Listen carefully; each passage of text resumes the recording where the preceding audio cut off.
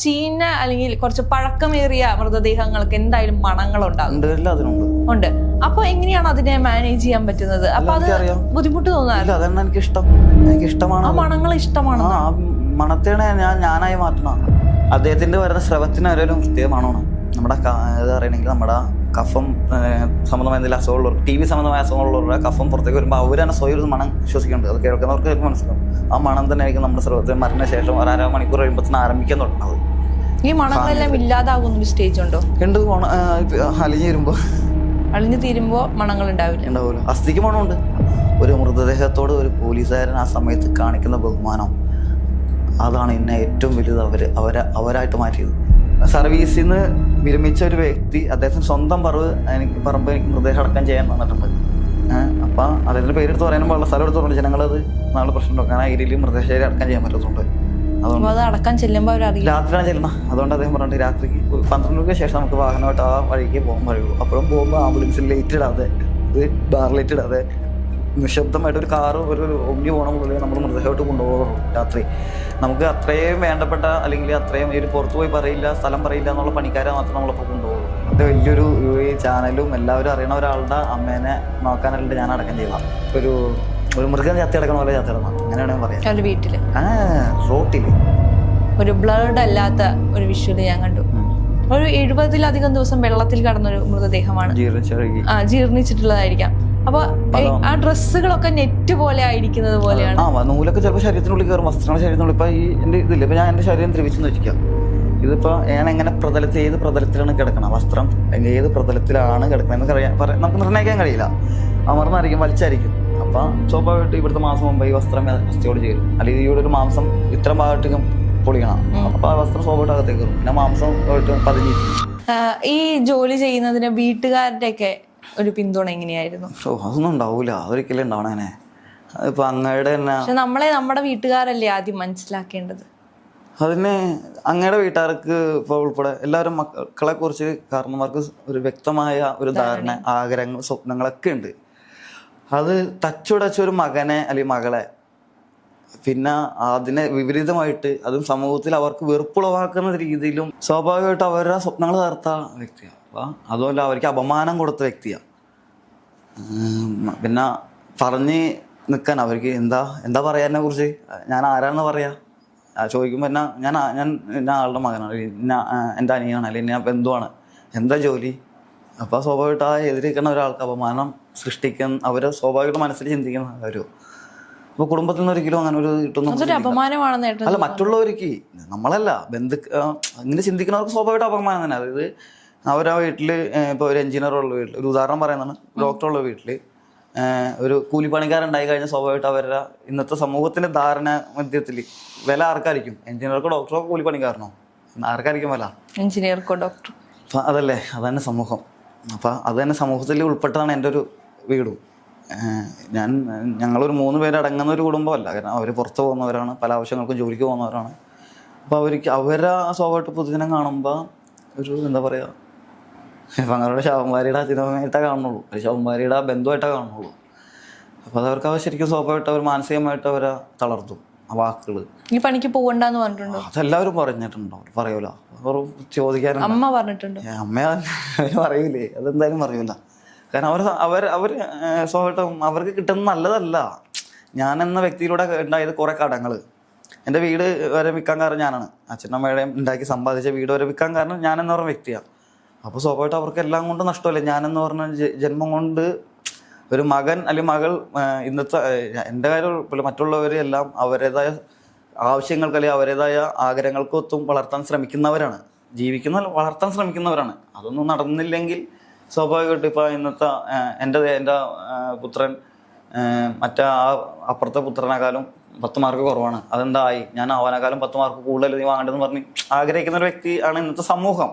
അപ്പം അങ്ങനെ ഇരിക്കെ എല്ലാവർക്കും അപമാനമായിട്ട് തോന്നുന്നു, അല്ലെങ്കിൽ സ്വാഭാവികം എനിക്ക് പറഞ്ഞാൽ മനസ്സിലാവും. എങ്ങനെ മറ്റുള്ളവർ ചോദിച്ച എല്ലാ ചാനലുകാർക്കും എങ്ങനെ മനസ്സിലാക്കണം എനിക്കറിയില്ല. അതായത് എൻ്റെ ശരീരത്തിൽ ഞാൻ എടുക്കുന്ന മൃതദേഹം, അതായത് വെറുതെ ഒരു ഇടുന്നില്ല, അതിൻ്റെ ഇപ്പോൾ നെയ്യാണെങ്കിലും രക്തമാണെങ്കിലും സ്രവമാണെങ്കിലും മലമാണെങ്കിലും അതിൻ്റെ അവശിഷ്ടങ്ങൾ എൻ്റെ ദേഹത്ത് എന്തായാലും പറ്റി പിടിക്കും. അപ്പോൾ അത് എൻ്റെ ചുറ്റുവട്ടം നിൽക്കുന്നവർക്ക് അറിയാം അതിൻ്റെ ദുർഗന്ധം എന്താണെന്നും അത് അവസ്ഥ എന്താണെന്ന് നേരിട്ട് കണ്ടവർക്കറിയാം, കേട്ടവർക്കറിയില്ല, കണ്ടവർക്ക് അനുഭവിച്ചവർക്കും അറിയാം. അത് എല്ലാവരും പോലെ ഇങ്ങനെ മറ്റേ ഇതൊക്കെ ഇട്ടിട്ടല്ല എടുക്കണം, നമ്മൾ ഭാര്യ തന്നെ എടുക്കണം. എനിക്കത് നോക്കാം. അപ്പം എൻ്റെ ഷർട്ടും എൻ്റെ ദേഹത്തെല്ലാം ഞാനെന്ന് പറഞ്ഞൊരു ചിലപ്പോൾ മറ്റുള്ളവർക്ക് അത് എന്ത് കാഴ്ചപ്പാടുള്ള കാണണമെന്ന് കഴിയില്ല. അപ്പം അതുണ്ടാവും, അത് എതിർപ്പ് ഉണ്ടാവും എല്ലാത്തിനും. ഇപ്പോഴും എതിർക്കുക തന്നെയാണോ ചെയ്യുന്നത്? ഇപ്പൊ അങ്ങനെ അധികം ആരോടും അങ്ങനെ ഒന്നും ചോദിക്കാറ്. ഇപ്പൊ ചാനൽ വന്നോണ്ടായിരിക്കും കൂടുതലും പേരും. പിന്നെ അതൊക്കെയാണ്ട് ബന്ധുക്കളായിട്ടൊന്നും വലിയ ആരുമായിട്ടും ആരുമില്ല. അടുപ്പം ഉണ്ട്, ബന്ധുക്കൾ ഒരുപാട് പേരുണ്ടെങ്കിലും ആരായിട്ടും ഒരു എന്താ പറയാ. ചാനലുകളിൽ ഇന്റർവ്യൂസ് ഒക്കെ വരാൻ തുടങ്ങിയപ്പോൾ ആളുകളുടെ ഒരു സംസാര രീതിയിലൊക്കെ മാറ്റം വന്നു തുടങ്ങിയിരുന്നു. അത് ഇപ്പോഴും അത് ഒരുപാട് പേര് ചോദിക്കുന്നുണ്ട്. പക്ഷെ നിലവിൽ അതായത് ഇപ്പൊ കണ്ട് വളർന്ന് അറിഞ്ഞു വന്നവരെ ഒന്നും മാറ്റങ്ങൾ ഒരിക്കലും വരില്ല. ഞാൻ അറിഞ്ഞു വന്ന വിശ്വാസങ്ങളിൽ നിന്ന് മാറാൻ ഞാൻ തയ്യാറല്ല. പക്ഷെ അതല്ലാതെ അറിയാത്തവർക്കും ഇപ്പൊ സമീപവാസികൾക്ക് ഇപ്പൊ എൻ്റെ നാട്ടിൽ എല്ലാവർക്കും എന്നെ അറിയണമെന്നും ഉണ്ടായിരുന്നില്ല. ഇപ്പൊ മിക്കവർക്കും എല്ലാവർക്കും എന്നെ അറിയാം. അപ്പൊ ഞാൻ ചെയ്യുന്നത് കാണാത്തവർക്കുണ്ടോ, കാണാത്തവരും അതിനെക്കുറിച്ച് അറിയാത്തവരും. അല്ലെങ്കിൽ സഹതാപം, ഏറ്റവും കൂടുതൽ സഹതാപമാണ്. അങ്ങ് പറയുന്ന സഹതാപത്തിന്റെ അടിസ്ഥാനത്തിലാണ് ഇപ്പൊ കൂടുതലും പേര് സംസാരിക്കുകയും പെരുമാറുകയും വരുന്നത്. ഇപ്പൊ അറിഞ്ഞ പലവരും വീട്ടിലും പോയിട്ടുണ്ട്. ആ സമയത്തും ഈ ചാനൽ വന്നതിന് ശേഷം അപ്പോൾ സഹതാപം കൊണ്ട് സംസാരിക്കല്ലാതെ തൊഴിലുമായിട്ട് എൻ്റെ അടുത്ത് വന്ന് നിൽക്കാത്തവരാ. പ്രൊഫഷണലിനെ കാണുന്ന പോലെയല്ല, അല്ലെങ്കിൽ ഒരു ജോലി ചെയ്യാൻ വന്ന ഒരാളെ കാണുന്ന പോലെയല്ല എന്നുള്ളത് സഹതാപമാണ്. അത് ഞാൻ ഇപ്പൊ ജോലി ചെയ്യുന്ന സമയത്ത് എന്താ ഈ പറഞ്ഞ ആൾക്ക് എൻ്റെ അടുത്തേക്ക് വരാൻ പറ്റില്ല. അപ്പൊ അദ്ദേഹത്തിൻ്റെ സഹതാപവും സംസാരവും വേറെ ചെയ്യുന്ന സമയത്ത് വരാൻ പറ്റില്ല. അപ്പോൾ അദ്ദേഹത്തിന്റെ മാനസികാവസ്ഥയാണ്. ഒരു മനുഷ്യനെ വരാൻ പറ്റുന്ന വരില്ല, കാണാൻ പറ്റുന്ന വരില്ല, ശ്വസിക്കാൻ കഴിഞ്ഞെന്ന് വരില്ല. അപ്പൊ അദ്ദേഹത്തെ കുറ്റം പറയാനും പറ്റില്ല. അപ്പൊ അതാണ് അവസ്ഥ. ഏതെങ്കിലും ഇപ്പോൾ ഞാൻ അങ്ങയുടെ പുസ്തകത്തിൽ, അങ്ങയെക്കുറിച്ച് എഴുതിയ പുസ്തകത്തിൽ വായിക്കുകയുണ്ടായി, ഒരു റെയിൽവേ സ്റ്റേഷനിൽ ആ പുസ്തകം എഴുതിയ ആളുടെ ഒപ്പം പോയിരുന്ന സമയത്ത് ഒരു മണം വന്നപ്പോൾ അവിടെ പാമ്പുണ്ടെന്ന്. അത് സാറ് വന്നത്, സാറ് എഴുതിയ അദ്ദേഹം തന്നെ. അത് ഞങ്ങൾ സംസാരിച്ചെങ്കിൽ യാദൃച്ഛികമായിട്ട് വന്നതാ. അല്ല, ചേട്ടൻ പറഞ്ഞതാണ് ആ മണം കിട്ടിയപ്പോ. അപ്പൊ ചേട്ടൻ അത്രയും സെൻസ് ഓഫ് സ്മെല്ലുണ്ട്, മണക്കാനുള്ള അത്രയും നല്ലൊരു ശേഷിയുണ്ട്. ഈ ചീന അല്ലെങ്കിൽ കുറച്ച് പഴക്കമേറിയ മൃതദേഹങ്ങൾക്ക് എന്തായാലും മണങ്ങളുണ്ടാകും ഉണ്ട്. അപ്പൊ എങ്ങനെയാണ് അതിനെ മാനേജ് ചെയ്യാൻ പറ്റുന്നത്? അപ്പൊ അത് ബുദ്ധിമുട്ട് തോന്നാറില്ല? അതാണ് എനിക്കിഷ്ടമാണ്. ആ മണങ്ങൾ ഇഷ്ടമാണ്. ആ മണത്തെയാണ് ഞാനായി മാറ്റണ. ആ മണമാണ് എൻ്റെ തൊഴില്. ആ മണമാണ് എനിക്ക് ഭയങ്കര ഇഷ്ടം. ഇപ്പൊ ഇന്നലെ കണ്ട സാറന്മാര് എല്ലാവരും ചോദിച്ചു. ഇപ്പൊ ഇത് അങ്ങ് ചോദിച്ചു, അതേ ചോദ്യം ആ വീട്ടിൽ ഫ്ലാറ്റിലെ പാലക്കാട് ഫ്ലാറ്റിലെ എല്ലാ ജനങ്ങളും ചോദിച്ചിരുന്നു, ഇതേത് മാത്രം മാസ്ക് വെക്കാത്ത. അപ്പോൾ sir SI sir Albin sir, SI Albin sir, Palakkad സ്റ്റേഷനിലെ SI ആൽബിൻ സാറ്, ആ സാറ് അവരുടെ അടുത്ത് വിവരിച്ച് പറയണമായിരുന്നു. അദ്ദേഹത്തിന് മണം അത് അറിഞ്ഞാൽ അതിന്റെ പഴക്കം വ്യക്തമായിട്ട് മനസ്സിലാക്കാൻ എന്നെ സംബന്ധിച്ച് മണം കൊണ്ട് ആ മൃതദേഹത്തിന്റെ പഴക്കം മനസ്സിലാക്കാൻ കഴിയും. അത് ഇപ്പൊ പറഞ്ഞ എന്തെങ്കിലും പറഞ്ഞ എക്സ്പീരിയൻസ് ആണ്. ഒരു ചിത്രം കണ്ട ഒരു ക്യാമറമാന് തീർച്ചയായിട്ടും അതിനെക്കുറിച്ച് ഗ്രഹിക്കാൻ കഴിയും. ഒരു കിണർ പണിക്കാരന് ഒരു ഭൂമി കണ്ടാൽ തീർച്ചയായിട്ടും അദ്ദേഹത്തിന് അതിനെക്കുറിച്ച് ഗ്രഹിക്കാൻ കഴിയും. ഒരു വാഹനം ഓടിക്കുന്ന ഒരു ഡ്രൈവർക്ക് ഏത് വാഹനം കണ്ടാലും, അത് ഓടിക്കാത്ത വാഹനമാണെങ്കിലും ആദ്യമായിട്ട് കാണുന്നത് അത് ഓടിക്കാൻ കഴിയും എന്ന് പറഞ്ഞ പോലെയാണ്. എനിക്ക് മണം അറിഞ്ഞാൽ മാത്രമേ ഒരു മൃതദേഹത്തിൻ്റെ അതിൻ്റെ ഏകദേശമുള്ള പഴക്കം എനിക്ക് നിർണ്ണയിക്കാൻ കഴിയുള്ളൂ. അത് നിങ്ങൾക്കൊരു മൃതശരീരം മരിച്ച ആ ശവത്തിന് മണമാണ് വരുള്ളൂ. എനിക്ക് ഓരോ അവയവത്തിൻ്റെ മണം എനിക്ക് കിട്ടും. അപ്പോൾ അതാണ് വ്യത്യാസം. അതെങ്ങനെ ഓരോ അവയവത്തിനും വ്യത്യസ്തമായ മണമാണ്. മലത്തിനുള്ള മണമല്ല മൂത്രത്തിന്. ഇപ്പം പൊതുജനങ്ങൾക്ക് നമ്മളെ ജീവിച്ചൊരുക്കണക്ക് മനസ്സിലാക്കാൻ, മലത്തിന് നമ്മുടെ വൃത്തിയുടെ ചിന്തിക്കണ്ട. മലം നമ്മൾ ഭക്ഷണം കഴിക്കണം, ഭക്ഷണത്തിൻ്റെയോ ഗന്ധമല്ല മലത്തിന് വന്ന. മലത്തിൻ്റെ ഗന്ധമല്ല നമ്മൾ വിശ്രമിക്കുന്ന മൂത്രത്തിന് വരുന്ന. അതേപോലെ തന്നെ നമ്മുടെ ശരീരത്തെ ഓരോ അവയവത്തിനും നമ്മുടെ ഇപ്പം ഉദാഹരണം ഇത് ഒരിക്കലും മാറില്ല. കുഴിനകം ഒരു കാലത്ത് മാറില്ല. എന്താ കാരണം എന്ന് വെച്ച് കഴിഞ്ഞാൽ ഞാൻ ഇഞ്ചക്ഷൻ ചെയ്യുന്ന മുമ്പ് എനിക്ക് TRS കയറ്റാൻ മുമ്പ് ഉണ്ടായ കാര്യമുണ്ട്, ഒരിക്കലും ഞാൻ മാറില്ല. അപ്പോൾ അതിൽ നിന്ന് വരുന്ന ഈ വിരലിൽ നിന്ന് സെയിം 2 വിരലാണ് ഇതിൽ നിന്ന് വരുന്ന മണമല്ല ഇതിൽ.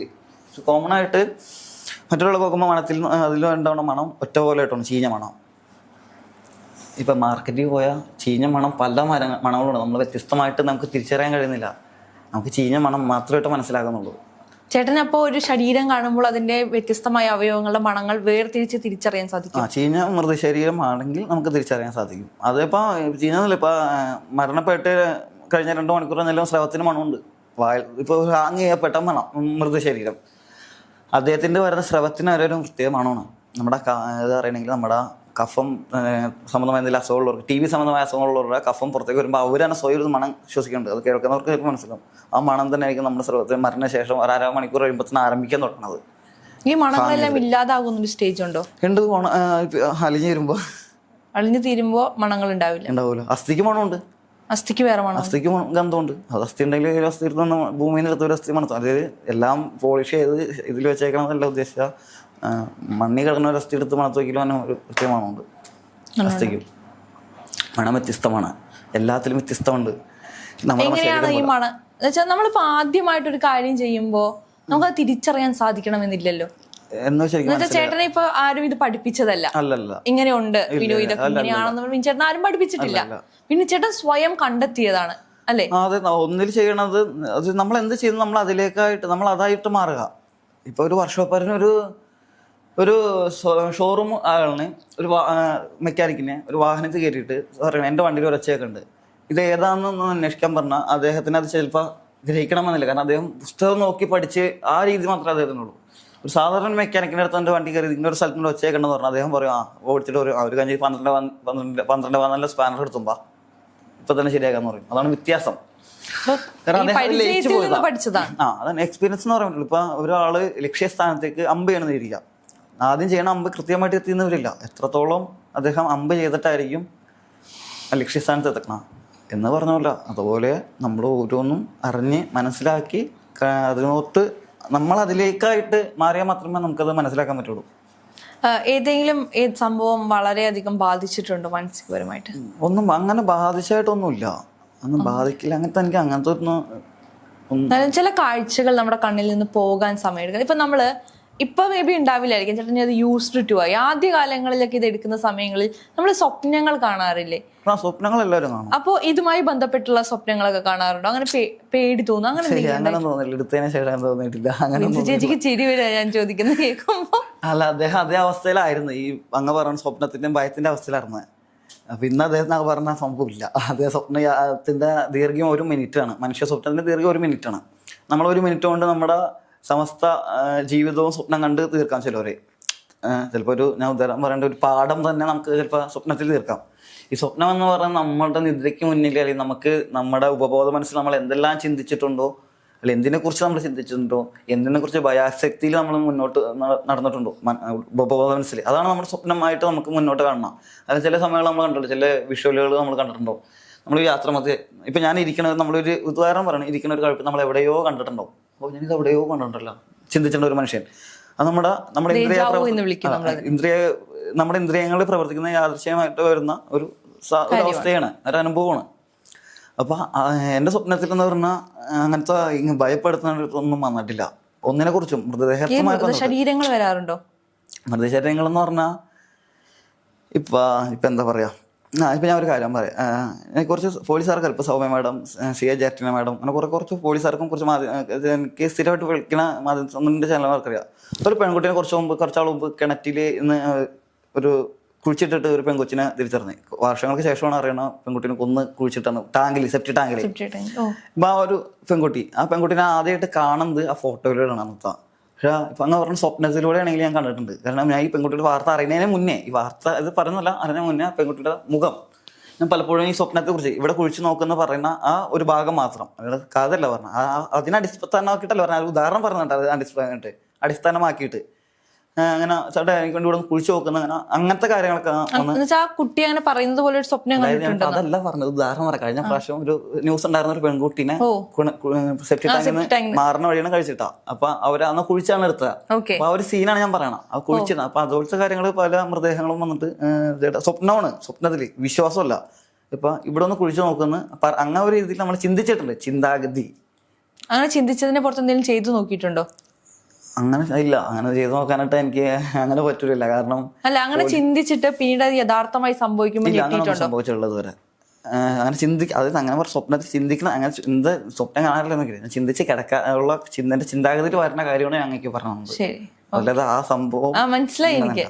അപ്പൊ അങ്ങനെ ചിന്താഗതിയിൽ വരും. ഞാൻ പറയും, മേഡം നാളെ അവിടെ കുഴിച്ചു നോക്കാനോ പറഞ്ഞേക്കണം, നാളെ ഞാൻ ആ ഭാഗത്തുള്ളത് ഉണ്ടാവോ ഇന്ന്, അങ്ങനെ ആ ഒരു രീതി. ഈ പോലീസുകാരെ കുറിച്ചിട്ട് ഞാൻ ഇത്രയും സ്നേഹത്തോടെ സംസാരിക്കുന്ന അധികം ആൾക്കാരെ കണ്ടിട്ടില്ല. എന്നുവെച്ചാൽ അങ്ങനെയല്ല, പോലീസുകാരെ ഒന്നെങ്കിൽ എല്ലാവർക്കും പേടിയാണ്, അതല്ലെങ്കിൽ ദേഷ്യമാണ്. ഇന്നത്തെ കാലത്തൊക്കെ പോലീസിനോട് ഭയങ്കര വെറുപ്പോടൊക്കെ കൂടിയാണ്. പക്ഷെ ചേട്ടന്റെ എല്ലാ സംസാരത്തിലും വളരെ സ്നേഹത്തോടെ പെരുമാറുന്ന ഒരു പറ്റം ആൾക്കാരായിട്ടാണ് പോലീസുകാരെ എനിക്ക് കാണാൻ സാധിച്ചത്. കാരണം ഞാൻ ചേട്ടന്റെ ജീവിതത്തിൽ എനിക്ക് തോന്നുന്നു, ചേട്ടന് ഒറ്റപ്പെട്ട സമയങ്ങളിൽ പോലീസ് സ്റ്റേഷനിൽ പോയിരുന്ന് കരയാൻ അത്രത്തോളം ചേട്ടന് പറ്റിയെന്ന് പറയുമ്പോൾ ചേട്ടൻ അവർ അത്രയും പ്രിയപ്പെട്ടവരായതുകൊണ്ടാണ്.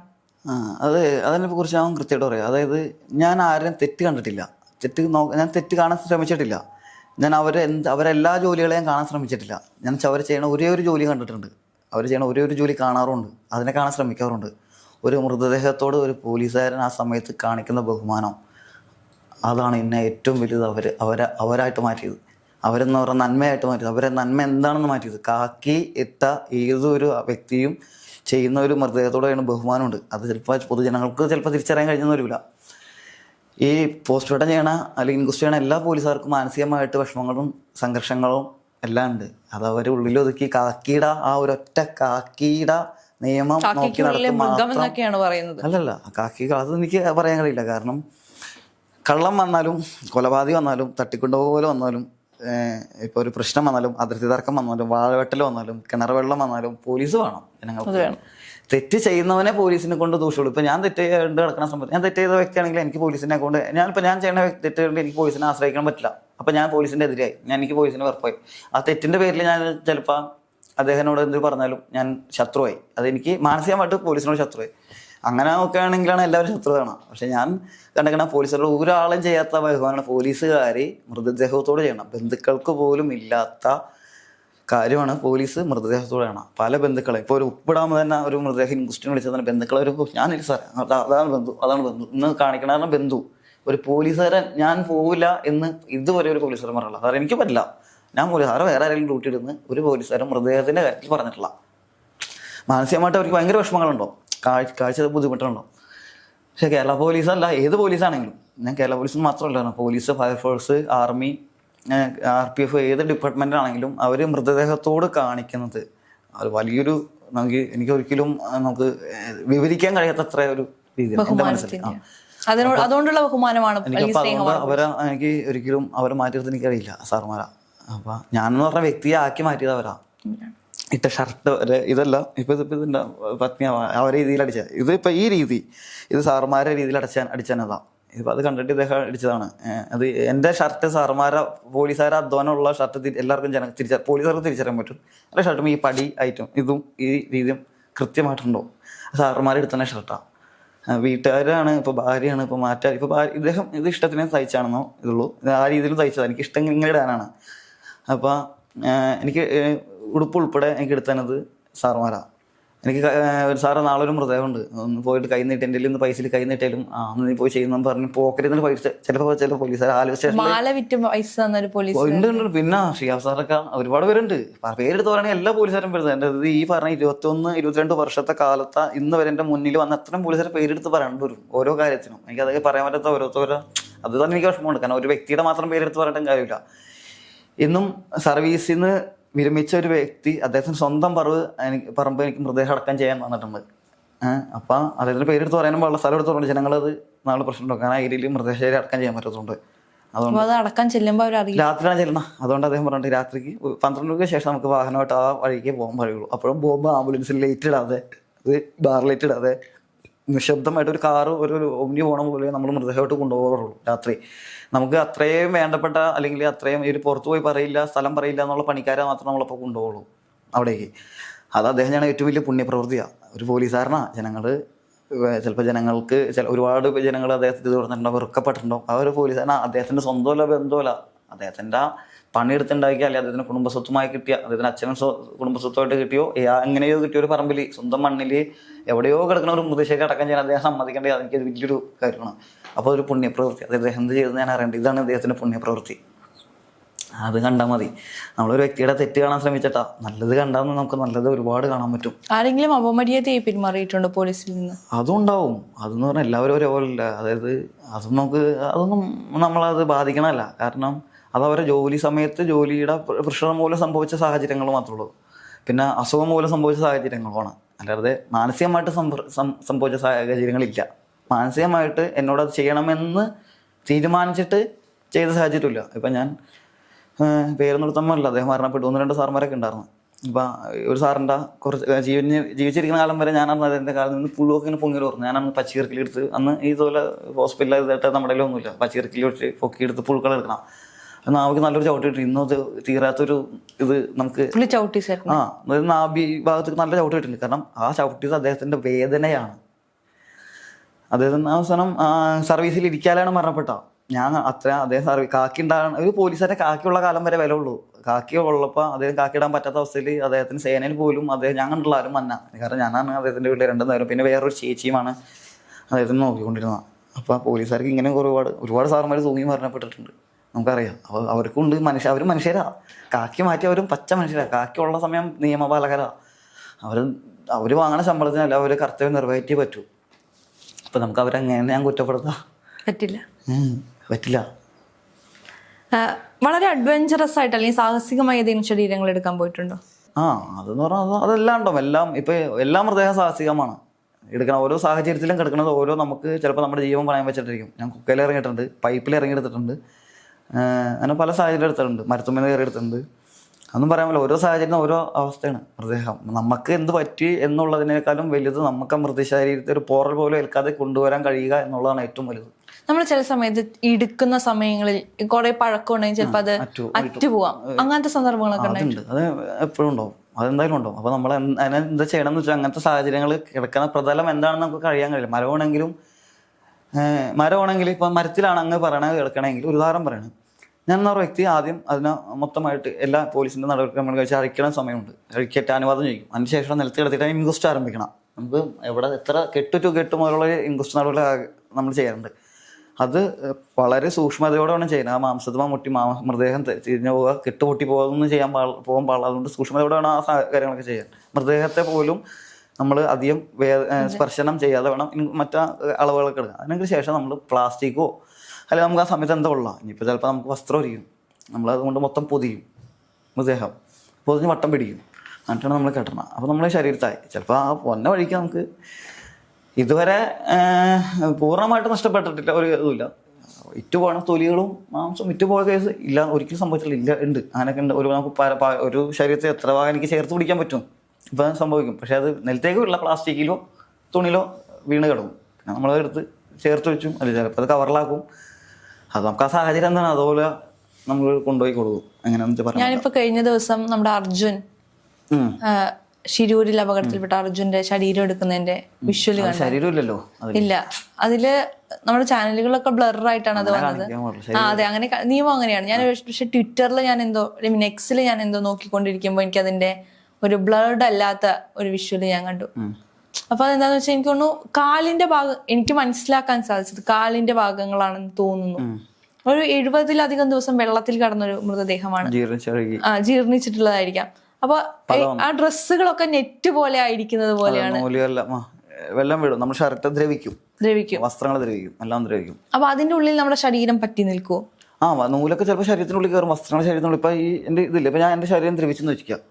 ഇതിപ്പോൾ ഞാൻ എങ്ങനെ ഏത് പ്രതലത്തിലാണ് കിടക്കണം, വസ്ത്രം ഏത് പ്രതലത്തിലാണ് കിടക്കണമെന്ന് നമുക്ക് നിർണ്ണയിക്കാൻ കഴിയില്ല.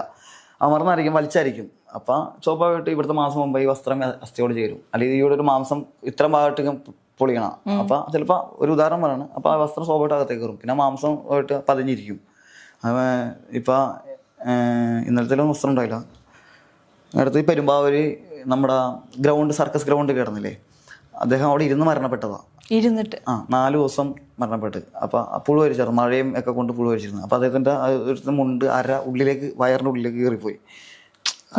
അതായത് കെട്ട്, കാരണം ഇങ്ങനെ ഇരിക്കായിരുന്നു, ഇരുന്ന് മരിച്ചു, ഇങ്ങനെ വീണ ചെയ്ത. പക്ഷെ അങ്ങനെ ഇരുന്ന് നമ്മൾ വീടില്ലേ മരിച്ചു കഴിഞ്ഞാൽ നമുക്കൊരു ബലം ഉണ്ടാവില്ലല്ലോ പിന്നെ ശരീരത്തിന്.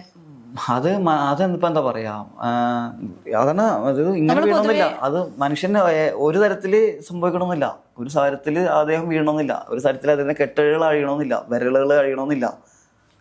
അല്ല, നമ്മൾ പൊതുവെ കേട്ടിരിക്കുന്നത് ഈ ആൾക്കാര് ഞാൻ കേട്ടിരിക്കുന്നത് കേട്ടോ, എനിക്കറിയില്ല, ഈ മരിക്കുന്നതിന് മുൻപ് ഇപ്പൊ നമ്മുടെ നാട്ടിലൊക്കെ വയസ്സായ ആൾക്കാർ മരിക്കുന്നതിന് മുൻപ് നമ്മൾ പറയും കാലും കയ്യും ഒക്കെ നേരെ വെക്കണം, നേരെ വെച്ച് പിടിക്കും അവര്. കാരണം കുറച്ച് കഴിഞ്ഞാൽ അത് ഉറച്ചു പോകും, അത് കഴിഞ്ഞാൽ പിന്നെ അത് മാറ്റാൻ പറ്റില്ല. അപ്പൊ അതുകൊണ്ട് ആ ഒരു മൊമെന്റിൽ നമ്മൾ അത് പിടിച്ച്, അത് എത്രയോ സമയക്കണക്ക് അവർ പറയുന്നത് കേട്ടിട്ടുണ്ട്. അപ്പൊ അതിങ്ങനെ ഉറപ്പിച്ച് വെപ്പിക്കും, നിവർത്തി കയ്യും വായ അടച്ചു പിടിച്ച് ചെയ്യിക്കുന്ന കണ്ടിട്ടുണ്ട്. അപ്പൊ അതല്ലെങ്കിൽ ഇത് ഞാൻ ചോദിക്കുന്നത്, ഇപ്പൊ ഈ ചേട്ടൻ ഇരുന്ന് മരിച്ചു എന്ന് പറയുമ്പോ ആ ശരീരത്തിന് ആ സമയത്ത് ബലം വെക്കുന്നില്ലല്ലോ, ഇത്തിരി സമയം കഴിഞ്ഞിട്ടാണ് ബലം വെക്കുന്നത്. അപ്പൊ ആ ശരീരം വീഴേണ്ടതല്ലേ? എന്റെ ഒരു സംശയം. വീണ് കിടത്തുന്നത് അതാണ്, ഇദ്ദേഹം ഇങ്ങനെ വീണത്, ഇങ്ങനെ വീണു ഫ്രണ്ടിലേക്ക്. ഇങ്ങനെ വീണോന്നില്ല, മലന്ന് വീണോന്നില്ല, ഓക്കെ. അത് ആ സമയത്ത് മരണത്തെ നിർണ്ണയിക്കാൻ നമുക്ക് കഴിയില്ല. ഏതവസ്ഥയിൽ മരണപ്പെട്ട് വീഴുമെന്ന് നമുക്ക് കഴിയില്ല. അപ്പൊ അത് മാത്രം നമുക്ക് ഒരു മനുഷ്യനെ അതെന്ന് പറഞ്ഞാൽ നമുക്ക് നിർക്കാം. നമുക്ക് നിലവില ഇതെന്തോ അതാണ് യാഥാർത്ഥ്യം. അപ്പൊ അദ്ദേഹം അങ്ങനെ തന്നെ വീണ് മരണപ്പെട്ട് ഇങ്ങനെ ഇരുന്നു പോയി. ആ രീതിയിലാണ് നമ്മൾ പിടിച്ചത്. അപ്പൊ ആ സമയത്ത് നമ്മൾ കാലൊക്കെ നിവർത്തു. അപ്പൊ കാരണം അഴുകി മാംസം അഴുകി. അങ്ങ് പറയണ മണിക്കൂർ നേരത്തെ സമയമുള്ളൂ. മണിക്കൂറുകൾ കഴിഞ്ഞാൽ പിന്നെ മൃതശരീരം അഴുകാൻ ആരംഭിക്കുകയാണ്. അപ്പൊ ഈ പറഞ്ഞ ബലമെല്ലാം ഈ പറഞ്ഞ ശരീരത്തിന്റെ അസ്ഥിയുടെയും ഞരമ്പിന്റെയും എല്ലാത്തിന്റെയും ബലം നഷ്ടപ്പെട്ട് രക്തങ്ങളെല്ലാം എല്ലാം രക്തത്തിലെ അണുക്കളെല്ലാം മരണപ്പെട്ട് കോശങ്ങളൊക്കെ മരണപ്പെട്ട് പിന്നൊക്കെ ജീർണാവസ്ഥയിലാവുകയാണ്. അപ്പൊ സ്വാഭാവികമായിട്ട് ബലം നമുക്ക് നിവർത്താം. ഏതും അവസ്ഥ. ഇപ്പൊ ആ കൈ ഇന്നലെ ഞാൻ പറഞ്ഞില്ലേ, ഇന്നലെ എടുത്ത് പറയാൻ കാരണം ഇപ്പൊ ഈ തൊട്ടടുത്ത് എടുത്തതാ. ഇതിന് മുന്നേ ഉള്ളത് പറയുന്നത് ഇന്നലെ തൊട്ടടുത്ത് എടുത്താ. അത് എന്റെ കൈ ഇരുന്നതും ഇങ്ങനെ എടുത്തിട്ട് ഈ കൈ ഇങ്ങനെ വെച്ചിട്ട് ഇതിങ്ങനെയാണ് മരണപ്പെട്ടിരുന്നത്. അത് മറിച്ച് ആ 2-3 മണിക്കൂർ എന്നാൽ ഈ കൈ നമുക്ക് വിടുവിക്കാൻ പറ്റില്ല. പക്ഷെ ഇന്നലെ നമുക്ക് ഞാൻ വിരലുകൾ വരെ എനിക്ക് നിർത്തി, എനിക്ക് ന്യൂസിന്റെ എല്ലാ കാര്യങ്ങളും നിർത്തി കിടത്തി കിടക്കാൻ പറ്റി. കാരണം അഴുകി മാംസം അഴുകി. അതാണ് ബലമില്ലാണ്ടായി. പിന്നെ നല്ല ബലം. കാരണം എടുക്കണ വസ്തുവിന്റെ ബലമാണ്. മൃതശരീരത്തിന്റെ മാംസം എന്ന് പറഞ്ഞാൽ വസ്തു എന്ന് പറഞ്ഞാൽ അതിന്റെയൊക്കെ ബലം മാത്രമേ ഉള്ളൂ. നമ്മുടെ ഭാരം മാത്രമേ ഉള്ളൂ. ശരീരത്തിന് ബലമില്ല. ശരീരം അഴുകി. അത് ഒരു അച്ചിങ്ങ എടുക്കുമ്പോൾ എന്തായിരിക്കും ടക്ക ഒടിച്ച് പോരാ. ഒരു മണിക്കൂർ കുറച്ച് നേരം കൂടി കഴിയുമ്പോൾ എന്തായിരിക്കും ഇത്തിരി കൂടി ഡാർക്ക് ശരിക്കും നമുക്ക് എന്നൊരു ഒച്ചയൊക്കെ ഇത്തിരി കൂടി സമയം കഴിഞ്ഞാൽ. പക്ഷെ അതിനും കൂടി ഒരു പരിധി സമയം കഴിഞ്ഞാൽ ലൂസായി ഓടിക്കാൻ പോലും നമുക്ക് ചിലപ്പോൾ പൊളിഞ്ഞു പോരും. അതാണ് അവസ്ഥ. മനുഷ്യ ശരീരത്തിന്റെ എല്ലാം അത് തന്നെയാണ്. മനുഷ്യരും മൃഗത്തിന്റെ ആണെങ്കിൽ എല്ലാത്തിന്റെയും ശരീരം അത് തന്നെയാണ് വസ്തു. നമ്മളിപ്പോ ഈ മരിക്കുന്നവരെ നമ്മൾ എല്ലാവർക്കും പ്രിയപ്പെട്ടവരാണ്. നമ്മുടെ അച്ഛൻ, അമ്മ, കൂട്ടുകാർ. ലോകത്തെ ഏറ്റവും ഇഷ്ടമുള്ളത് എന്റെ മോനെയാണെന്നൊക്കെ പറയും. പക്ഷെ മരണം കഴിഞ്ഞു കഴിഞ്ഞാൽ ഇപ്പൊ ചേട്ടൻ നേരത്തെ പറഞ്ഞു, പിന്നീട് അതൊരു ശവമാണ്. അതിനിപ്പോ എത്ര അടുത്താണ് ശവം എടുത്തിട്ടില്ല. ശരിയാണ്, അത് അങ്ങനെ തന്നെയാണ് പറയാറ്. അല്ലെങ്കിൽ ശവസംസ്കാരമാണ്. അല്ലാതെ എന്റെ മോനെ കൊണ്ട് പറയുന്നവരും ആ സമയത്ത് അത് എന്റെ മോനെ കൊണ്ടുപോലും അമ്മയാണെങ്കിൽ പറയുമ്പോൾ ആ വാക്ക് ശവം എന്നുള്ളതായിപ്പോയി. പക്ഷെ ഈ മരണശേഷം ഇതിപ്പോ ചേട്ടൻ ഡീൽ ചെയ്യുന്ന പ്രശ്നങ്ങൾ പോലെ കുറച്ച് ദിവസങ്ങളൊക്കെ അഴുകിക്കഴിഞ്ഞ് കുറച്ച് ദിവസങ്ങളും കൂടിയൊക്കെ കഴിഞ്ഞു കഴിഞ്ഞാൽ പിന്നെ അതൊരു അറപ്പാണ്. നമുക്ക് എത്ര പ്രിയപ്പെട്ടവരായാലും അതിനൊരു അറപ്പല്ലത് നമുക്ക് ഉൾക്കൊള്ളാൻ സാധിക്കുന്നില്ല. അതാണ് ഏറ്റവും വലിയ കാര്യം. നമ്മുടെ മനസ്സിനെ അത് പറഞ്ഞ് ഉൾക്കൊള്ളാൻ സാധിക്കുന്നില്ല അവർക്ക്. അത് നമ്മുടെ കൂടെ ജീവിച്ച ആളാണ്. ഇപ്പം മണം എനിക്കിപ്പോൾ മറ്റെന്തോയി മാറി. അവർ ദുർഗന്ധമാണ് അറിയണ ആ സമയത്ത്. എത്ര നാളിലും ഇപ്പം എൻ്റെ പത്നി പറയും ഇപ്പം എന്നെ ഇടയ്ക്ക് ചാക്കരിയുടെ മണമെന്ന്. ഞാൻ വരുമ്പോൾ മൃതദേഹത്തിൻ്റെ പണി കഴിഞ്ഞ് വരുമ്പോൾ അദ്ദേഹം എന്നോട് പറയുന്നത് എൻ്റെ ചാക്കരിയുടെ മണം. അത് അദ്ദേഹത്തിന് ഭയങ്കര ഇഷ്ടമാണ് ചാക്കരിയുടെ മണം എന്നാ പറയണ. നേരെ മറിച്ച് ഞാൻ ചീഞ്ഞ ശരീരം മാറി അദ്ദേഹത്തിന് ഒരിക്കലും എൻ്റെ ചാക്കരിയുടെ മണത്തിലല്ല തന്നെ അദ്ദേഹത്തിന് കിട്ടുന്ന. പക്ഷെ അദ്ദേഹത്തിന് അദ്ദേഹം ഉൾക്കൊണ്ട ആ മാറ്റാൻ അദ്ദേഹം തയ്യാറുമല്ല. ഞാനെന്ന് പറഞ്ഞ വ്യക്തിയുടെ അദ്ദേഹത്തിൻ്റെ മനസ്സിലുണ്ടായ നല്ല രൂപവും നല്ല കാഴ്ചപ്പാടും എൻ്റെ സ്വഭാവം പോലെ ഞാൻ അദ്ദേഹത്തിനെ സ്നേഹിച്ചതോ അദ്ദേഹത്തിനെ വെറുപ്പിച്ചതോ എന്തുമായിക്കോട്ടെ അതിനെ മാറ്റി നിർത്താൻ എൻ്റെ മനസ്സിനെ ഞാൻ തയ്യാറാക്കുന്നില്ല ആ സമയത്ത്. അതിനുള്ള സമയവും നമുക്കില്ല. എത്ര സമയം നമുക്ക് മൃതദേഹം എടുക്കാൻ പറ്റില്ല? 1-2 ദിവസം, ഒരു ദിവസം കൂടി നമ്മുടെ വീട്ടിൽ പൊതുദർശനം നമുക്ക് സൂക്ഷിക്കാം. 2 ദിവസത്തിൽ കൂടുതലാണെങ്കിൽ മോർച്ചറിയിൽ കൊണ്ടുവന്നാണ് വെക്കണം. ഒരു മനുഷ്യൻ എത്ര നേരം കരയും? മൃതശരീരത്തിന് വേണ്ടി, ബന്ധുക്കൾക്ക് വേണ്ടി ഒരു മനുഷ്യൻ എത്ര നേരം കരയും? കരയാത്തവനെ സൂക്ഷിക്കുക, കരയുന്നവൻ എത്ര നേരം കരയും? കരയാത്തവനെ സൂക്ഷിക്കണം. കാരണം അവന്റെ സ്വഭാവം ചിലപ്പോൾ ഒരു വിങ്ങിപ്പോട്ടലായിരിക്കും. ചിലപ്പോൾ അതായത് ഇപ്പം അങ്ങ് പറഞ്ഞ സുഹൃത്തുക്കളാണ്. 2 സുഹൃത്തുക്കളെ ഞാൻ എടുത്തിട്ടുണ്ട്. ഒരു മൃതശരീരം ഞാൻ എടുത്ത് വന്ന് 72 73 വയസ്സാണ്ട് പ്രായം. എനിക്ക് കൃത്യമായിട്ട് ഓർമ്മയില്ല, കുറേ കാലമായി. അത് ന്യൂസൊക്കെ ഉണ്ടായിരുന്ന. അപ്പം മൃതശരീരം എടുത്ത് ഹോസ്പിറ്റലിൽ, അതെനിക്ക് ഇതല്ല മറ്റേ പോലീസ് നടപടികളുള്ളതല്ല, അല്ലാതെ എനിക്കൊരു ഞാൻ മറ്റൊരു വാഹനം ഓടിക്കണം. അമ്മ ആംബുലൻസ് എന്ന് പറഞ്ഞ പ്രൈവറ്റ് വാഹനം ഓടിക്കുന്ന സമയത്ത് എനിക്ക് വന്നൊരു ഓട്ടമാണ്. മൃതശരീരം എടുത്ത് ഹോസ്പിറ്റലിൽ നിന്ന് ഹോസ്പിറ്റലിൽ വെച്ച് എടുത്ത് മോർച്ചറി കയറ്റില്ല, ഹോസ്പിറ്റലിൽ നിന്ന് എടുത്ത് നേരെ വീട്ടിൽ കൊണ്ടുവന്ന് അദ്ദേഹത്തിൻ്റെ ഒരു ചങ്ങാതി കൂട്ടുകാരൻ വന്ന് എല്ലാവരും കരയുണ്ടായിരുന്നു. ഭാര്യയും മക്കളാണ്. പുള്ളി അദ്ദേഹം കരഞ്ഞൊന്നുമില്ല. അദ്ദേഹം അവിടെ ഇരുന്ന് മൃതശരീരത്തിനടുത്ത് കുറച്ച് ഇരുന്ന് പിന്നെ എല്ലാവരും വിളിച്ച് എഴുന്നേക്കെന്നുള്ള രീതിയിൽ വെച്ചപ്പോൾ പുള്ളി മരിച്ചിരിക്കുന്നു. അപ്പൊ അതാണ് പുള്ളി അവിടെ ഇരുന്ന് മരിച്ചു. അത് പത്രത്തിലേക്ക് വന്നാണ് ആ സമയത്ത്. പുള്ളി ഇരുന്ന് മരിച്ചു പോയി. കൂട്ട ചങ്ങാതിമാര് ഒരേ സമയം മരണപ്പെട്ടത്. ആ സമയത്ത് മനോരമയിലെ ചർമ്മകോളത്തിൽ വന്നതാണ് കാലത്തൊക്കെ. അതാണ് നമുക്ക് കരയാത്തവനെ സൂക്ഷിക്കണം എന്ന് പറഞ്ഞാൽ. കരയാത്തവന്റെ മനസ്സിലാണ് വിങ്ങിപ്പൊട്ടല്. ഹൃദയം താങ്ങാവുന്നതിലധികം ഭാരമായ പ്രഷർ കൂടി വിങ്ങിപ്പൊട്ടുമ്പോൾ നമ്മളെ രക്തം കാഠിന്യമായിട്ട് പ്രവഹിക്കുകയാണ്. അതായത് ഇപ്പം BP ഉണ്ടാവുകയാണ്, അല്ലെങ്കിൽ ബ്ലഡ് പ്രഷർ ഉണ്ടാവുകയാണ്. പമ്പ് നമ്മുടെ ഹൃദയമിടിപ്പ് കൂടെയാണ്. ഒരു പരിധി ഉണ്ട്, നമുക്ക് എഞ്ചിനാണെങ്കിലും ഹൃദയത്തിനാണെങ്കിൽ സപ്പോർട്ട് കൊടുക്കണില്ലേ. സ്വാഭാവികമായിട്ട് അവൻ്റെ വേദനകളെ വിഷമങ്ങളെ അടക്കി ഒതുക്കി എന്ന് കഴിയുമ്പോൾ സ്വാഭാവിക ഹൃദയത്തിന് താങ്ങാൻ കഴിഞ്ഞതല്ല. ബ്ലഡ് പ്രഷറാണ് നമ്മുടെ പ്രഷർ, ഹൃദയം അപ്പോൾ ഹാർട്ട് ബീറ്റും കൂടെയാണ്. അപ്പോൾ ചിലപ്പോൾ ഒരു സൈലൻ്റ് അറ്റാക്ക് വരാനത് തന്നെ ധാരാളം, ഹൃദയം നിശ്ചലമാവാൻ അത് തന്നെ ധാരാളം. അതാണ് ചില പിള്ളേരൊക്കെ നമ്മൾ കണ്ടല്ലേ, കരയാതിരിക്കുന്ന കുട്ടികളുടെ അടുത്തൊക്കെ ചെന്നിട്ട് ആരെങ്കിലും അച്ഛനോ അമ്മയോ മരിച്ച കുട്ടികളുടെ എല്ലാവരും മോനെ നീഞ്ഞെങ്കിലും കരയുന്നത് പൊട്ടിക്കറി കാരണന്മാർ പറയണ. ഇന്നത്തെ സമൂഹത്തിനെ തിരിച്ചറിയാൻ കഴിയില്ല, കാരണന്മാർക്ക് അത് കൃത്യമായിട്ട് അത് അറിയാൻ കഴിയും. എങ്ങനെ മരിക്കുന്നതാണ് ഏറ്റവും പൈശാചികം അല്ലെങ്കിൽ ഏറ്റവും ഭയാനകം എന്ന് പറയുന്നത്? മരണം ഇപ്പം എങ്ങനെ പറയുക, അങ്ങനെയൊക്കെ ഇപ്പോൾ ചോദിച്ചപ്പോൾ ഞാൻ പറയും, മരണത്തെക്കുറിച്ച് നമുക്ക് ഒരാൾക്കും വ്യക്തമായിട്ട് നിർണ്ണയിക്കാൻ കഴിയില്ല എന്നേ. അതിനെ വ്യാഖ്യാനിക്കാൻ കഴിയില്ല. ഞാനെന്ന് പറഞ്ഞ വ്യക്തിക്ക് വ്യാഖ്യാനിക്കാൻ കഴിയില്ല. ഇപ്പോൾ ഓരോ മരണത്തിനും മരണം കാണുമ്പോൾ ഏതാണ് ചേട്ടന് തോന്നാറ്? കാണുമ്പോൾ എന്ന് തോന്നിക്കഴിഞ്ഞാൽ ഞാൻ ചിന്തിച്ചിട്ടുണ്ട് എന്ന് പറഞ്ഞാൽ നരകിച്ച് മരിക്കാതിരിക്കുക, കിടന്ന് കിടപ്പിലായി മറ്റുള്ളവർക്ക് അവരും ഞാൻ കേട്ടിട്ടുണ്ട് വീണൊന്ന് മരിച്ചു കിട്ടിയെങ്കിലും കേൾവി കേട്ടിട്ടുണ്ട് കിടന്നവരുടെ കാര്യത്തിൽ. അപ്പം അത് അങ്ങനെ ഇരിക്കുക. പിന്നെ ഞാൻ ഒരു ക്രൂരമായ ആത്മഹത്യകളൊന്നാണ് തീ കൊണ്ടുള്ള ആത്മഹത്യകൾ. കാരണം നമ്മുടെ ഇപ്പം രക്ഷപ്പെട്ട ഒരു 60% രക്ഷപ്പെടുത്തിക്കൊണ്ടായാലും മരിക്കണ വരെ വേദന അറിയണം. കിടന്ന് ശരീരത്തെ ജലാംശവും വറ്റി നെയ്യും ഉരുകി മൊത്തം വ്യാപിച്ചേക്കെ വേദന അറിഞ്ഞ് തന്നെ ഓരോ നിമിഷവും മരണപ്പെടണം. ഓരോ നിമിഷവും ഇഞ്ചിഞ്ചായിട്ട് വേദന അറിഞ്ഞ് മരിക്കണം. ചേട്ടന് മരണത്തെ പേടിയുണ്ട്?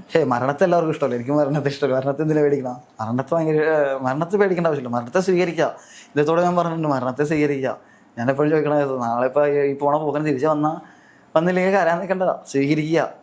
നാളെ എനിക്കും ഇതൊക്കെ തന്നെയാണ്, എല്ലാവർക്കും ഇതൊക്കെ തന്നെയാണ്. ഈ ആത്മാക്കളിലൊക്കെ വിശ്വസിക്കുന്നുണ്ടോ ചേട്ടാ? ഇല്ല, എനിക്ക് അങ്ങനത്തെ വിശ്വാസമൊന്നുമില്ല. ഇല്ല, അത് എൻ്റെ കാഴ്ചപ്പാടാണ് കേട്ടോ, എൻ്റെ മാത്രം കാഴ്ചപ്പാടാണ്. എനിക്ക് അങ്ങനത്തെ വിശ്വാസമൊന്നുമില്ല. ഉണ്ടായിരുന്നു, ഇല്ല എന്നല്ല. ഒരു 9ാം ക്ലാസ് 10ാം ക്ലാസ് ഒക്കെ വരെ, 10ാം ക്ലാസ് ആദ്യ കാലങ്ങളിൽ വരെ എനിക്ക് ആത്മാവ്, പ്രേതം, ഭൂതം, പിശാചി, ദൈവം എല്ലാത്തിനും വിശ്വാസം ഉണ്ട്. പിന്നെ എന്താണ് വിശ്വാസം പോകാൻ? യാഥാർത്ഥ്യം മരണം മൃത്യു മാത്രമേ ഉള്ളൂ, മറ്റൊന്നും യാഥാർത്ഥ്യമില്ല എന്ന് പറഞ്ഞ ആത്മാ ജീവനില്ല എന്നാൽ ഞാൻ പറഞ്ഞില്ല. ജീവനുണ്ട്. ജീവൻ എന്ന് പറഞ്ഞ ഒരു തേജസ് അല്ലെങ്കിൽ ഒരു ശക്തി അല്ലെങ്കിൽ ഒരു പ്രകാശം അല്ലെങ്കിൽ ഒരു ഇതുണ്ട്. അതില്ലാന്ന് ഞാൻ നിഷേധിക്കാൻ ഞാൻ അറിയില്ല. പ്രേതഭൂത വിശ്വാസം അങ്ങനെ തോന്നുന്നു എനിക്ക് ഇല്ല. അങ്ങനത്തെ എന്തെങ്കിലും അനുഭവങ്ങളൊക്കെ ഉണ്ടായിട്ടുണ്ടോ? ആരെങ്കിലും പറഞ്ഞ് ഇപ്പൊ ശ്മശാനത്തിലൊക്കെ സമാധാനത്തിന് വേണ്ടി പോയിരിക്കുന്ന ആളാണ് ഏറ്റവും വലിയ സമാധാനം. ലോകത്ത് എവിടെ പോയിരിക്കും, ഞാൻ എൻ്റെ ജീവിതത്തിൽ കണ്ട കാഴ്ചപ്പാടിൽ ഞാൻ ലോകത്ത് എവിടെ പോയിരുന്നാലും, ഞാൻ ഇന്ത്യയിൽ പല സ്ഥലങ്ങളും പോയിട്ടുണ്ട്. ഞാൻ പോകാത്ത 3-4 സംസ്ഥാനങ്ങളുള്ളൂ. വാഹനവുമായി സംബന്ധമായിട്ട് പോയതാണ്, അല്ലാതെ ഞാൻ യാത്രകളുമായി പോയതല്ല. എൻ്റെ ജോലിയുമായി ബന്ധപ്പെട്ട് പോയതാണെങ്കിലും ഞാൻ എവിടെയൊക്കെ പോയിരുന്നാലും ഈ ലോകത്ത് ഞാൻ ഏറ്റവും കണ്ടതിൽ ഏറ്റവും വലിയ സമാധാനം എന്ന് പറയുന്നത് ഒരു ശ്മശാനം മാത്രമാണ്. എൻ്റെ ജീവിത യാഥാർത്ഥ്യം എന്തെന്ന് നമുക്ക് ആദ്യ പാഠവും അവസാന പാഠം കുറിക്കുന്നതും ആദ്യാക്ഷരം തുടങ്ങുന്നതും ശ്മശാനത്തിലാണ്.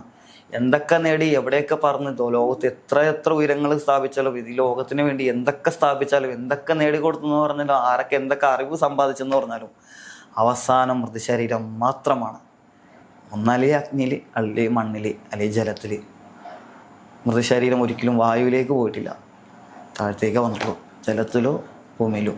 നമ്മളൊക്കെ പൊതുവെ ഈ വണ്ടിയൊക്കെ ഓടിച്ച് പോവുകയാണെങ്കിൽ ശ്മശാനത്തിന് അവിടെ എത്തിരാത്രി ഒറ്റയ്ക്കൊക്കെ ആണെങ്കിൽ കുറച്ചും കൂടി ആക്സിലേറ്റർ കൊടുത്ത് കുറച്ചും കൂടി സ്പീഡിൽ പോകുന്നവരാണ് ഭൂരിഭാഗം ആൾക്കാർ. പേടിയാണ് അതിന്റെ അടുത്ത് കൂടെ പോകാൻ. അതാണ് ആഗ്രഹമാണ് ഭയം. ഭയമില്ലാത്ത മനുഷ്യനില്ല. ഭയം ആഗ്രഹമാണ്. നമ്മുടെ ആഗ്രഹമാണ് നമുക്ക് ജീവിക്കണം എന്നുള്ളത്. നമുക്ക് സ്വപ്നങ്ങളുണ്ട്, നമ്മുടെ ആഗ്രഹങ്ങളുണ്ട്. അപ്പം വീട്ടിലെത്തിയിട്ടുണ്ടാവും ചിലപ്പോൾ ഭാര്യനെ കൊച്ചിനെ കാണാനുള്ള ആഗ്രഹം, അല്ലെങ്കിൽ അവിടെ ഇന്നിപ്പോൾ വിശന്ന് വന്നവനെ വീട്ടിൽ എത്തിയിട്ട് എന്തെങ്കിലും കഴിക്കാനുള്ള ആഗ്രഹം. ഒക്കെ ആഗ്രഹം കൊണ്ട് തന്നെ ജീവിക്കുന്നവരാ. അറിയപ്പെടുന്ന ആരുടെയും ശരീരം എടുക്കേണ്ടി ഒരുപാട് പേരുടെ അടുത്തുണ്ട്. പറയാൻ പറ്റുമോ?